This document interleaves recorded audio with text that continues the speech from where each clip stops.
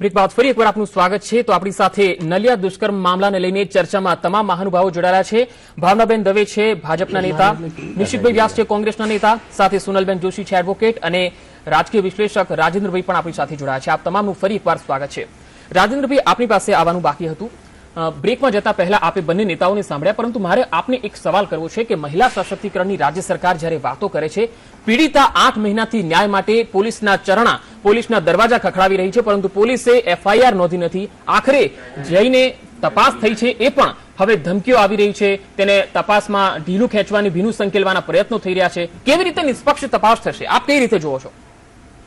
નલિયાની જે ઘટના બની છે એ ગુજરાત સરકાર માટે બહુ નાલેશી ભરી ઘટના કહેવાય, કારણ કે ગુજરાત જેવા સાંસ્કૃતિક અને સામાજિક રાજ્યની અંદર જ્યારે ગુજરાતના 4 રસ્તાઓ પર મોટા મોટા હોર્ડિંગ લગાવવામાં આવતા હોય, નારી સશક્તિકરણની વાતો થતી હોય, અને એ જ રાજ્યની અંદર જો એક મહિલા સાથે આ જે ઘટના બની છે એ મારી દ્રષ્ટિએ ગુજરાતને એક સાંસ્કૃતિક લાંછન ગણી શકાય।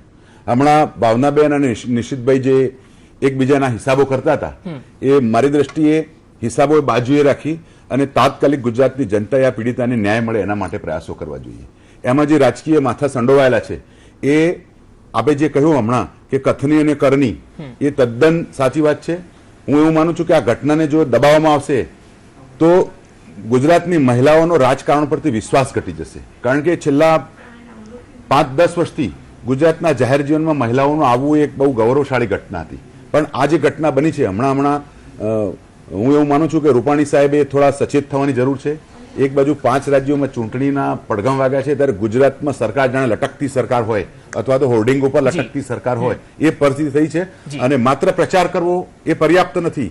જે આ દુર્ઘટનાઓ બને છે એમાં તંત્ર અને સરકાર એ સજાગ રહેવું જોઈએ। સોનલબેન, આ કેસમાં પીડિતાએ જે વાત કરી છે, રાજેન્દ્રભાઈએ વાત કરી બરાબર છે, પરંતુ પીડિતાએ જે વાત કરી છે એ પ્રમાણે તેને જે ધમકીઓ મળી એ પહેલા એને જે ખુલાસો કર્યો છે કે 65 જેટલા લોકો વધારે છે, 65 થી પણ વધારે લોકોની એક ગેંગ છે જે એક પછી એક આવી યુવતીઓનો શિકાર બનાવે છે। એટલે આ મામલો બહુ જૂનો છે, અને જે 5 આરોપીઓની ધરપકડ કરાઈ છે એમને કોઈની પાસેથી મોબાઈલની ક્લિપ નથી મળી, કોઈનો મોબાઈલ જપ્ત કરાયો નથી। એટલે ક્યાંક ને ક્યાંક પોલીસ આ મામલામાં કોઈ વધારે આગળ જઈને તપાસ કરવા નથી માંગતી।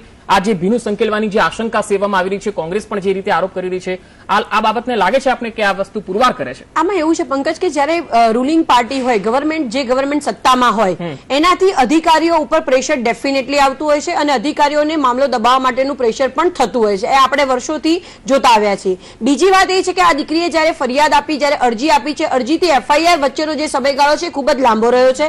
બીજી વાત છે, દીકરીએ 164 નું નિવેદન આપ્યું છે ને એની અંદર નામ લખાયા છે, 65 લોકોના નામ લખાયા છે પંકજ, અને જ્યારે 10 જ જણની એફઆઈઆર ની અગર જો તમે કોપી જો તો એફઆઈઆર ની અંદર 10 માણસોના નામ છે। એમાં જે લાસ્ટ આરોપી છે એ ચાલુ કોર્પોરેટર છે, એ પોતે અત્યારે છે, પણ એનો મતલબ એ પાસેથી મોબાઈલ જપ્ત નથી કર્યા। એટલે ઇન્વેસ્ટિગેશન, મેં પહેલા પણ કીધું કે ઇન્વેસ્ટિગેશન બરોબર થવું, અને અગર ઇન્વેસ્ટિગેશન અધિકારી એ પ્રમાણે ઇન્વેસ્ટિગેશન નથી કરતો તો એની પર બી એક્શન લેવા જોઈએ। ચાહે ગુલબર્ગ હત્યાકાંડ હોય, એ વખત હોય, દરેક વસ્તુની અંદર જે પણ અધિકારી હોય એની પર એક્શન લેવા જોઈએ। જ્યારે કોઈ આવી એક ઘટના બને છે ત્યારે પોતે અધિકારીએ સ્વતંત્ર પોતાની ફરજ નિભાવવાની જરૂર છે। રાજકારણી જે પણ પ્રેશર કરતો હોય એના રેકોર્ડિંગ રાખવાની જરૂર છે, અને એમની ઉપર એક્શન લેવાની, નહીં કે આપણા ત્યાં છે કે જે માણસ અવાજ ઉઠાવે એને દબાઈ દેવામાં આવે છે। હજી મોબાઈલ લીધા કે નહીં, દીકરીનું ડેફિનેટલી બહુ લાંબો સમયગાળો છે, પણ મેડિકલ થયું કે નહીં, કેટલા લોકોને પકડ્યા, ક્યાં હતા, એ કઈ કઈ જગ્યાએ લઈ ગયા હતા, બીજી જે દીકરી 45 દીકરીઓ કહે છે તો એના નામ ક્યાં છે, એ દીકરીઓ હાજર થઈ કે નહીં, આટલા લોકોને કેમ 5 જ લોકો સરેન્ડર થયા છે, બીજા લોકો કેમ ભાગતા ફરે છે, ઓરિજિનલ જે 65 માણસો છે 65 ને હવે તમે વિચાર કરો, ગુજરાતમાં પોતાની ગવર્મેન્ટ છે, સરકાર છે, શું એ 65 માણસને પકડી ન શકે? કેમ? એફઆઈઆર છે, એફઆઈઆર માં ખાલી 10 જ લોકોના નામ છે પંકજ। જે 10 લોકોના નામ છે એ તો સાઈડ પર છે, જે મોટા માથા છે તો બહાર ફરી રહ્યા છે। જી, એટલે જે પકડાઈ છે નાની માછલી છે, મોટી માછલી પકડવાની બાકી છે। નિશિતભાઈ, આપને પૂછવા માંગીશ કે આપે જે રીતે કહ્યું છે કે રાજ્ય સરકાર નિષ્પક્ષ તપાસ નહીં કરી શકે અને હજુ મોટા માથા સંડોવાયેલા છે, અને આ મામલામાં મહિલાઓના સશક્તિકરણને લઈને આપે જે આરોપ કર્યા, પરંતુ આપને એક વાત મારે કહેવી છે કે પ્રદીપસિંહ જાડેજા અને શંકર ચૌધરીએ જે નિવેદન આપ્યા છે આ મામલાને લઈને, કે તેઓ કહી રહ્યા છે કે આ મામલાની ગંભીરતાથી તપાસ થશે, અને હવે આ મામલાને લઈને જે કોંગ્રેસ આરોપ કરી રહી છે એ રાજકારણ માટે કરી રહી છે, આગામી ચૂંટણીને લઈને કરી રહી છે। આપને કેમ ભરોસો નથી તપાસમાં?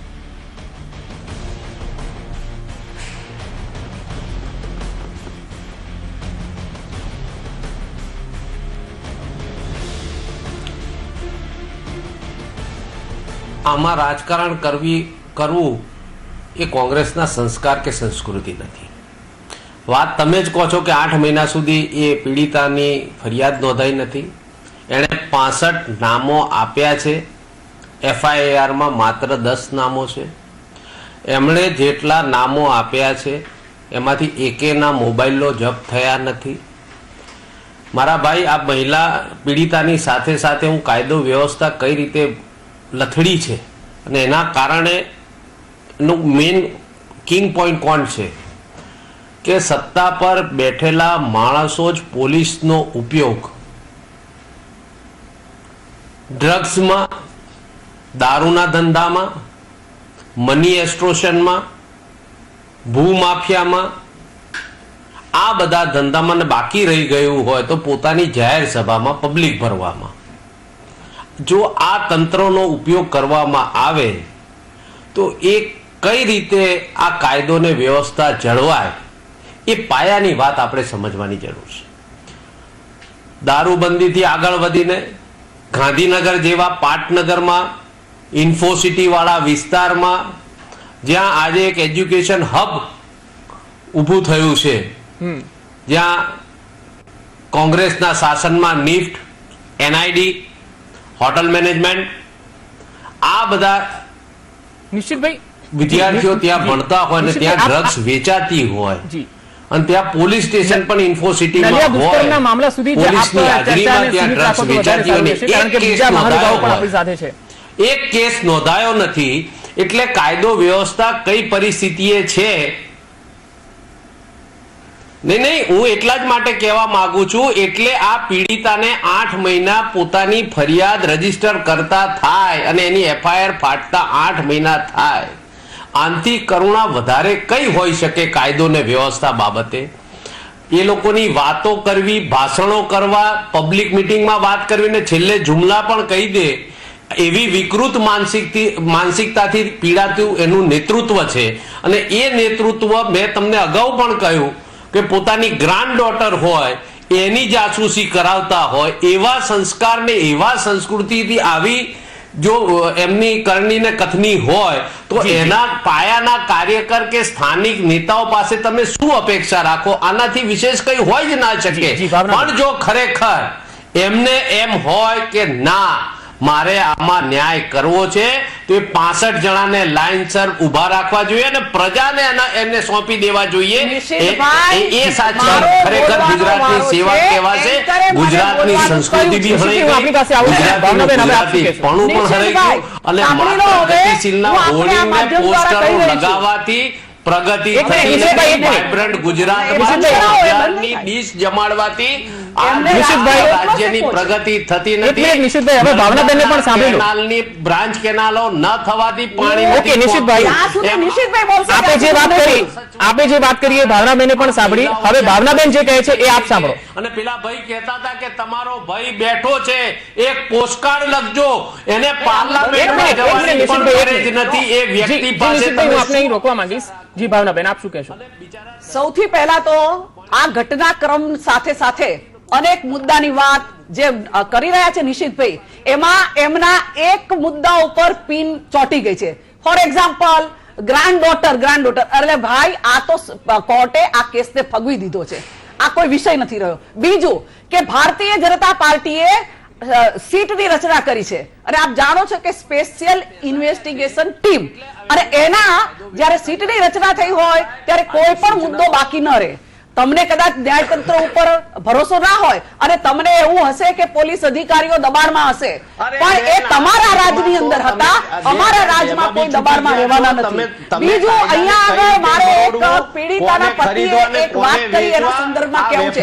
નિશિતભાઈ ચૂપ રહો, મારી વાત સાંભળો, મારી વાત સાંભળો, હું મુદ્દા ઉપર જઈ રહી છું. આટલા ગુના હોવા છતાં પણ એક મિનિટ નિશિતભાઈ, એક મિનિટ ભાવનાબેનને પણ સાંભળી લો. નિશિતભાઈ પ્લીઝ. અલા ભાઈ, આમ મતો નહીં આપે તમને, તમે સાચી વાત સાંભળો જરા. ભાવનાબેન, આપની વાત આપ પૂરી કરો.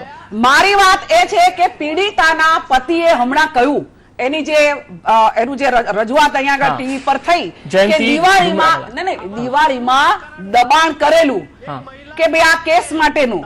હવે દિવાળીમાં દબાણ કરેલું, મારે અહીંયા કેવું છે કે એક બાજુ કહેવામાં આવે છે કે ભારતીય જનતા પાર્ટીની પ્રશિક્ષણ શિબિરનું કાર્ડ વપરાયું છે, તો એ તો દિવાળી પછી થયું. અગર જો પ્રશિક્ષણ શિબિરમાં એ મહિલા હાજર હોય, જો એ મહિલા હાજર હોય તો ત્યાં ઘણા બધા નેતાઓ હોય છે, એને એની રજૂઆત કરી શકાય. હું નથી માનતી કે ભારતીય જનતા પાર્ટીના નેતા આવી વાતને, આ ઘટનાને દબાવી દે. આ ઘટનાને ક્યાંય ન દબાવી દે. અને જો એની અનિચ્છાથી આ બધું થતું હોય તો શા માટે પ્રશિક્ષણ શિબિરમાં ભાગ લીધો? આ પણ એક તપાસનો વિષય છે. અને એટલા માટે આને રાજકીય રંગ ન આપતા, રાજકીય રંગ ન આપતા આને જી નિશિતભાઈ, આ ઘટનાને એ રીતે જોવી જોઈએ કે આવી ઘટના ફરી ભવિષ્યમાં બને નહીં. જી નિશિતભાઈ, બેન, મહિલા પર ડાઉટ કરવાના બદલે તમારા નેતાઓના ચરિત્રની વાત કરો અને એમને સજા આપવાની વાત કરો.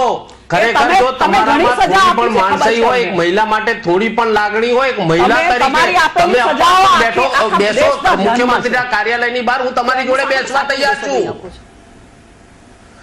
ના, મુખ્યમંત્રીના ઘરની સામે અપવાસ પર બેસો બેન, હું તમારી જોડે બેસવા તૈયાર છું. અલા, પણ હું શું કરવા બેસું? મારી સરકાર જ્યારે કામ કરતી હોય, મારી સરકાર જ્યારે સ્પષ્ટ બહુમતીમાં હોય, મારી સરકાર જ્યારે મહિલાઓને અન્યાય ન થવા દેતી હોય, અરે તમારે ચૂંટણી માટે ફાફા મારવાના છે. અમે તો કામ કર્યું છે. આ ઘટનાને ક્યાંય એ નહીં જવા દઈએ. આના જે કોઈ ગુનેગાર હશે એ ગુનેગારને સજા થશે. એક ભારતીય જનતા પાર્ટીની મહિલા કાર્યકર્તા તરીકે હું અહીંયા કહું છું. વાત કરો બેન, આ સત્તાના રાજકારણના મદમાંથી બહાર આવી જાઓ. અલા, મોદ તો અમને ક્યાં છે? તમને શું ખબર? તમારો મોદ ગયો છે એની તમને સત્તા વિહોણાની ચિંતા છે. પણ આવા રોટલા ના શેકાય. સમજો, આવા રોટલા ના શેકાય. જી જી, હવે રાજેન્દ્રભાઈ આપને એ પૂછવું છે મારે ખાસ કરીને. જી નિશિતભાઈ, હવે આપની પાસે હું આવીશ. થોડો ઓડિયોનો થોડો ડિલે થાય છે. રાજેન્દ્રભાઈ, આપને એ પૂછવા માંગીશ કે પીડિતાએ જે વાત કરી છે અને જે પતિ છે, પીડિતાના પતિ, એમણે કીધું છે કે જયંતિ ડુમરાવાલા નામના કોઈ વ્યક્તિ છે, જે વ્યક્તિ એમને વારંવાર એવી ધમકી આપી રહ્યા છે કે એમના જે સપોર્ટર છે, જે આ પીડિતાને આગળ આવવાનું કહી રહ્યા છે કે તમે જાઓ પોલીસ સ્ટેશને, મદદ માટે જાઓ, અમે તમારી સાથે છીએ, એ સપોર્ટરોને આ ધમકી આપી રહ્યો છે અને જેટલા રૂપિયા જોઈએ એટલા આપી રહ્યો છે. આ વ્યક્તિને પકડવા માટે અત્યાર સુધી કોઈ બીજેપીના આગેવાન આગળ નથી આવ્યા કે કોઈ એવું નથી કીધું કે આ વ્યક્તિ કોણ છે, અમે એની તપાસ કરવા માટે તૈયાર છે. સાહેબ, એક તો સૌથી પહેલા તપાસમાં વિલંબ કેમ થયો એનું ઇન્વેસ્ટિગેશન કરવું જોઈએ. નંબર 2, જે રાજકીય મુદ્દો છે અત્યારે ખરેખર આની કોઈ રાજકીય ચર્ચા જ ના હોઈ શકે, કારણ કે કોંગ્રેસ એની ભૂમિકામાં છે. બેન એમની વાત કરે છે, પણ સવાલ જે દીકરી પીડિત છે એની સામે જે અત્યાચાર થયો છે એમાં સંડોવાયેલા બહુ મોટા માથા છે. આમ તો સીધી જ વાત છે કે આ ઘટનામાં સરકાર સદંતર તપાસ કરવામાં અથવા તો ન્યાય આપવામાં નિષ્ફળ નીવડેલી છે. એની સામે તમે ગમે તેટલા આક્ષેપ પ્રત્યાક્ષેપ કરો એનો કોઈ મિનિંગ. અત્યારે હાલ બર્નિંગ પોઈન્ટ એ છે કે એ જે દીકરીને અન્યાય થયો છે એમાં મોટા માથા ધમકીઓ ના આપે, એને અન્યાય ના કરે, એની ન્યાયિક તપાસ થાય, એમાં કોઈ સમિતિ રચવાનું બાનું કાઢી દેવું અથવા તો કોઈ પંચ રચવાનું એ નાટક કર્યા સિવાય તાત્કાલિક અસરથી જો સરકારને એની આબરૂ બચાવી હોય તો તાત્કાલિક અસરથી આ જે લોકો ધમકીઓ આપે છે એમને પણ એરેસ્ટ કરવા જોઈએ. અને બિલકુલ ન્યાયપૂર્ણ ફરી મહિલાઓનો વિશ્વાસ આ ઘટના પછી ઉઠી જશે. એ વિશ્વાસ પુનઃસ્થાપન કરવો પડે અને એને પરફેક્ટ ન્યાય મળે, વિશ્વાસ સ્થાપન કરવા માટે અને લોકો બારીકાઈથી પારદર્શક રીતે જોઈ શકે કે સરકાર ડુપ્લિકેટ નથી. અત્યારે જે ઘટના બની રહી છે, જે વાત થઈ રહી છે, એમાં સરકારનું વલણ અને ચલણ ડુપ્લિકેટ છે.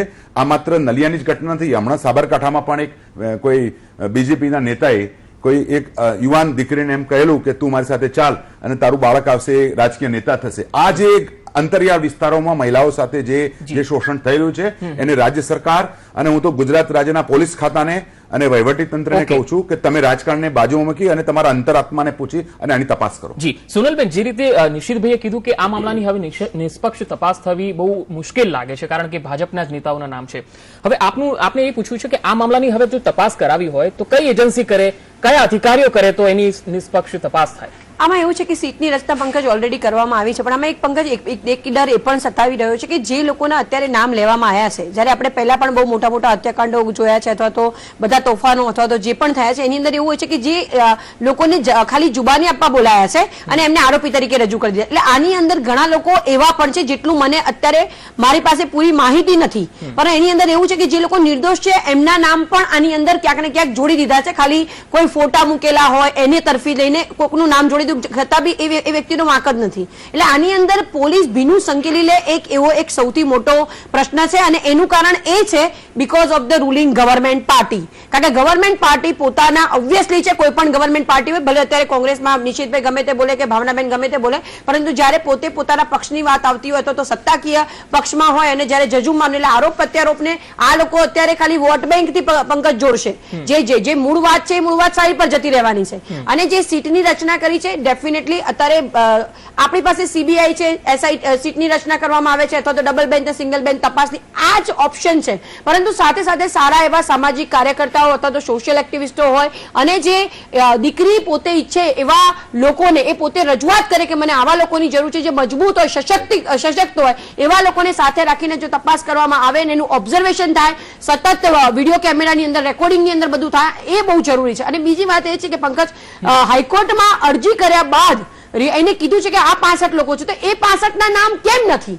સૌથી મોટો મારો પ્રશ્ન એ છે કે ઇન્વેસ્ટિગેશન ઓફિસર છે કે એ લોકોના નામ ન કરતા જે 10 માણસના નામ છે એ તો નાના નાના લોકો છે. કારણ કે મારી પોતાની પણ આ કેસ ઉપર બીંગ સોશિયલ એક્ટિવિસ્ટ માની નજર છે, તો 10 માણસોના નામ કેમ છે? તો એ લોકો જે મોટા છે એમને નહીં રાખવા જોઈએ. એની બીજી વાત કે બીજા કન્ટ્રીઝની અંદર જાઓ કે પોલિટિકલ નેતાઓ કોઈ પણ એને પકડીને ઉભા રાખી દો, અગર એ નિર્દોષ હશે તો આજે ને કાલે છૂટવાના જ છે અને એમની પાસે એમના હકો છે જ, તો એ કેમ નથી કરવામાં આવતું ને કેમ અત્યારે એમને બચાવવામાં આવે છે? એ બહુ મહત્વની વાત. બિલકુલ આપણે આ ચર્ચાને જારી રાખીશું કારણ કે આ ઘટનાના પડઘા દિલ્હી સુધી પડ્યા છે અને ભાજપ હાઈકમાન્ડે રાજ્ય સરકાર પાસેથી આ અંગે રિપોર્ટ પણ માંગ્યો છે. ત્યારે આ અંગે જ વધારે ચર્ચા વધારીશું આગળ એક નાનકડા બ્રેક બાદ.